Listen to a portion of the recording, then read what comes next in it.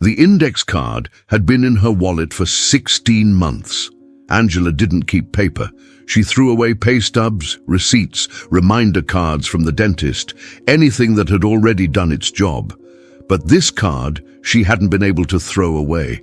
It was a piece of cardstock cut from a cereal box, small enough to fit behind a library card, stiff enough that the edges hadn't softened much even after 16 months of being taken out and put back. On one side, in blue ballpoint with careful, even letters, written by a hand that knew what it was writing, 8 rules, 8 lines, 8 short sentences that a stranger had handed her at a pharmacy on Greensprings Avenue on a Tuesday afternoon while they were both waiting for prescriptions to be called. She took it out that evening in March and read it at the kitchen table while the rice was cooking. The window was dark. The neighbors' porch lights were coming on one by one down the block. 52 years old, 23 years on her feet, and it was at a drugstore waiting area that she finally got what no hospital, no bank, and no one who'd been in her life for all those years had ever seen fit to give her. Angela Simmons was a certified nursing assistant at UAB Medical Center in Birmingham, Alabama. She'd been there longer than some of the nurses she worked alongside. She got to the hospital at 6:30 in the morning, worked her floor until the mid-afternoon, and drove home on Interstate 20. Good days, that was 30 minutes. Bad days, it was an hour, and she'd arrive home already tired in the particular way that people who do physical care work know, which isn't just the tiredness of a long day, but the tiredness of other people's needs going through your hands for 8 or 9 hours without a real break. She and Darnell had been married 26 years. He drove a delivery truck for a paper supply company, same route 5 days a week for the last 12 years. Good at the job, dependable. 2 of the better words you could say about a person. But with the mortgage on their house in the Roebuck neighborhood, his truck note, the utility bills, and whatever else came up, and something always came up, there wasn't much left after the month was done. Angela had $30,000 spread across 3 debts when this story starts. A credit card she'd run up 4 years earlier when she'd had a medical scare that cost more than she'd expected. A personal loan she'd taken out to help her mother move from one apartment to a better one when her mother's knees made the stairs of the old place dangerous. And the last stretch of her car note. She paid minimums on all 3. Had been paying minimums on all 3 for going on 3 years. The totals barely moved. She wasn't a careless person. She knew where her money went. She tracked it in her head in the way that people who've always had to be careful develop as a reflex, a constant background calculation. She knew what day the utilities drafted. She knew when the truck note was due. She knew that the 3rd week of the month was when they were thinnest. What she didn't know, what she'd never been shown, was that all those years of knowing where the money went hadn't been enough, because she'd been doing the knowing in the wrong order. That Tuesday, she'd gone to the pharmacy on Greensprings Avenue to pick up her blood pressure medication after her shift. She got there a little after 3 in the afternoon. The pharmacist was backed up. They were working through a long queue. She took a number and sat down in the waiting area. There were a few chairs. An older man near the door. Next to Angela, a woman who looked to be in her 60s, with natural grey locks pressed flat, wearing a quilted bag across her lap. The woman wasn't on her phone. She was reading something small in her hands, a card or a folded paper, moving her lips just slightly. The way someone reviews a prayer they know by heart, going through it again to keep it settled. Angela glanced over, looked away, glanced back. The woman noticed and said without any kind of introduction, matter of fact, as someone commenting on the weather, "There are 8 rules that make money stay. Nobody teaches them because nobody profits from you knowing them." Angela said, "Is that right?" The woman said, "I learned them at 60, wish I'd had them at 40. Wish somebody had thought to hand them down when it would have made more difference." She reached into her quilted bag, took out a pen and a piece of cardstock she'd been using to mark her place in something. Wrote on the blank back. Didn't stop to think. the way someone writes something they've written before. Handed it to Angela when she was done, offered it palm up with no ceremony. The pharmacist called a name that wasn't Angela's. The woman stood, tucked her bag under her arm, and walked to the counter without looking back. Angela read the first line before the woman was out the door. Read the second at the pickup window. Read the third one sitting in her car in the lot before she turned the key. If you've stayed this far, you know what those 8 lines meant when they landed. Not because you've seen them before, because something in you already knows the problem they solve. Stay until the end. The first rule said, savings isn't what's left over. It's what you take out first. She read that line again, and then a third time. Not because it was complicated, because she'd worked 23 years on her feet and had never once, not a single time, taken money out first. She'd always spent what she had to spend and waited to see what was left and called that savings. There was never anything left. She had never thought to ask why in a way that led somewhere useful. The following week, she opened a second account at a credit union on the other side of town, one she wouldn't pass on any of her usual routes. She set up an automatic transfer for $250 on payday, same day every 2 weeks, before the mortgage payment processed, before the utilities, before. Darnell didn't know, not because she was hiding anything from him, because the second rule said, save in silence, not because secrecy protects the money. Because when you announce an intention before it's become a habit, the announcement becomes pressure, and pressure is the enemy of something new that needs time to take root before it can hold weight. The first 2 weeks were disorienting. She kept reaching for those $250 in her mental budgeting and coming up short, like reaching for a glass on a shelf and finding the shelf empty. The money wasn't there. It had already gone somewhere else, somewhere she'd decided it was going to go before anything else had a chance at it. But the third week was different. She'd recalculated around it. The money wasn't missing. It had just gone first. The third rule told her to write down what she didn't spend, not expenses, non-expenses. She started a small notebook, the kind she carried at work for notes on patients. She wrote in it during her lunch break and sometimes in the car before she went in. The soda she didn't get from the vending machine at 2 p.m. The takeout she'd almost ordered Thursday night and then didn't. The shirt she'd picked up at the thrift store on her way home, liked, and put back on the rack. It wasn't giving things up. It was paying attention. And attention you write down becomes a habit faster than attention you keep in your head, where it fades. 4 months after that Tuesday at the pharmacy, Angela had $2,040 in the credit union account. More money in one place than she'd managed to hold on to in longer than she could count back to. She didn't touch it. Then her daughter Keisha called. She was 2 months behind on rent and needed $1,200 by Friday, or she'd get a notice. She'd called around. There was nobody left, she said.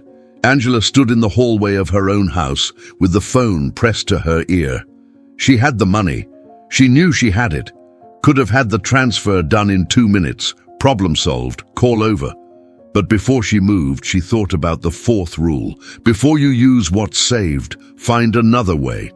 The savings is the last resort, not the first. She spent that evening making calls. Darnell's sister in Huntsville, who'd offered before and meant it, put in $500. Angela's brother Calvin, reluctantly but without asking too many questions, put in $300. Angela picked up an extra shift the following Sunday, the kind she'd been turning down for months, and worked $400 in hours she hadn't planned on working. Keisha got the $1,200. Not $1 came out of the credit union. That night, after Darnell was asleep, Angela sat at the kitchen table with the index card flat in front of her. The house was quiet. She could hear the refrigerator running. It had been harder than just transferring the money. The easy way would have solved it faster and cleaner, and she would have gone to bed earlier. She sat with that for a while. Then she read the fifth rule again. Generosity that comes from your savings teaches the people you love that there's always more. Generosity that comes from somewhere else teaches them to find somewhere else. She hadn't understood that rule the first time she'd read it. She understood it now, sitting at the table at midnight. What she'd done for Keisha wasn't withholding. It was showing, without words, without a lecture, that there were other options. That her mother wasn't the only resource. That looking for another way was something you did before you asked someone to sacrifice what they'd built. 23 years of work, and the debt never really went down. She wasn't spending wrong. She was paying in the wrong order. The months that followed, Angela got steadier, not stricter, steadier. There's a difference between those two things that matters. Strict is tense, brittle, something that breaks when life puts pressure on it. Steady is quiet, flexible, something that bends without snapping. The sixth rule asked for a bi-weekly check-in, every 2 weeks, 15 minutes with the notebook, not to judge yourself, to see the pattern. She did this Sunday evenings at the kitchen table after the dishes were done, before the news. Just her and the notebook, no phone. That's where she found it, not in the big expenses she could already see. In the small ones, she'd stopped tracking because individually they didn't seem worth tracking. The combo meal from the drive-thru instead of the side salad she'd told herself she was getting before she got there. The gas station snacks every single morning, a habit so automatic she didn't think of it as a decision. The streaming service she'd signed up for 2 years ago, and that had kept billing her because she'd never made the time to cancel it. Small exits, each one less than $5, none of them memorable, together adding up to more than $200 a month that she couldn't account for at the end of any given week. The seventh rule said, money doesn't leave through a big hole. It leaves through 100 small holes that nobody closes because nobody looks. She started closing them one at a time. One per month. Just one. Because trying to close all of them at once was a guarantee she'd close none of them and quit before the month was over. Month by month, she started to understand her own habits in ways she'd never had reason to notice before. She spent more money when she was tired, and she was almost always tired after a long floor. She spent more when she hadn't eaten something real before she left the hospital. Sunday was consistently her most expensive day of the week, and she'd never once registered that until she sat down and looked at the pattern with 2 months of data in front of her. With each thing she learned about herself, she adjusted one small thing, one per month. 16 months after that Tuesday afternoon, Angela Simmons had paid down every dollar of her $30,000 in debt. The credit card was at zero, the personal loan was paid, the car note was done.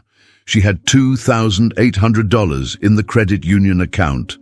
On the morning she made the last payment, she sat at the kitchen table for a few minutes and didn't do anything. Coffee in her hand, bird outside in the oak tree repeating the same note. The house quiet in the particular way it's quiet on a weekday morning before Darnell leaves. She thought about the woman with the grey locks, the way she'd written on the cardstock without hesitating, the way she'd handed it over like giving someone a coffee because they looked like they needed one. The most ordinary gesture in the world for something it had taken her 60 years to know. There are 8 rules that make money stay. Angela opened her wallet and took out the index card. The edges were soft from handling. She read all 8 lines slowly, the same as the first time, but different. Put it back in the wallet along the old creases. The 8th rule said, the money you save doesn't change who you are. It shows you who you always were when nobody was watching. She closed the wallet, sat there a little longer with the bird outside and the coffee going cool. 2 weeks after that morning, she stopped at the pharmacy on Greensprings Avenue on her way home from a shift. Same pharmacy, same waiting area. The pharmacist was backed up again, same as most Tuesdays. She took a number, sat down. Next to her was a woman she'd never seen, late 40s, maybe 50. She was holding what looked like an explanation of benefits from an insurance company, the kind of document that takes 3 readings and still leaves questions. She read it again, set it down on her knee, picked it up. That expression on her face. Angela recognized it from the inside. She didn't pull out the index card. She took out the small notebook she carried from work and tore out a clean page from the back, wrote the 8 rules from memory, same careful letters she'd seen in the original, because she'd had 16 months to make them her own. Tore the page along the edge, folded it once. She leaned over and held it out. She said, "A woman gave this to me in this same chair about 1.5 years ago. I copy it when I can to keep the original. The first one says savings isn't what's left over. It's what you take out first. If you only walk away with that one today, it's enough to start." The woman took the paper, looked at it, looked at Angela. The pharmacist called Angela's name. She stood, got her prescription, and drove home in the evening traffic on 20, the same road she always drove, the same exits, the same trees against the same sky. And she thought about the woman with the grey locks, how she'd written without ceremony and handed it over without expectation, how what she'd given away that day had cost her nothing and had changed the order of things for somebody who hadn't known the order was wrong. That's how this kind of knowledge moves. Not through institutions, not through anyone with something to sell you, through a piece of card stock in a waiting room, from a hand that figured it out to a hand that needed to know. Quietly, without ceremony, the most ordinary gesture in the world for something that changes the order of how a life gets built, one woman at a time, however long it takes to find the right hands. There's something the financial system doesn't teach. Not because it's complicated, because a system that works better when you don't know works better keeping you from knowing. The woman at the pharmacy on Greensprings Avenue wasn't an expert, wasn't a financial advisor, was somebody who learned the rules at 60 and on a Tuesday afternoon, when she happened to be sitting next to the right person, wrote them down on the back of a piece of cardstock and handed them over. Because that was it.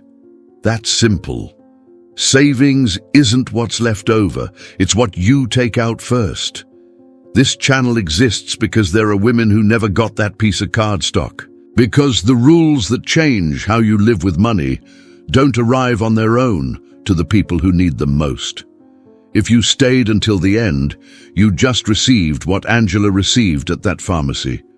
Share it with a woman you know who's still waiting for something to be left over before she starts. Tell her it doesn't work that way. It has to come out first. Subscribe and hit the bell. A new story here every week, and if this one mattered to you, a like is the simplest way to help it reach someone else. Thank you for being here.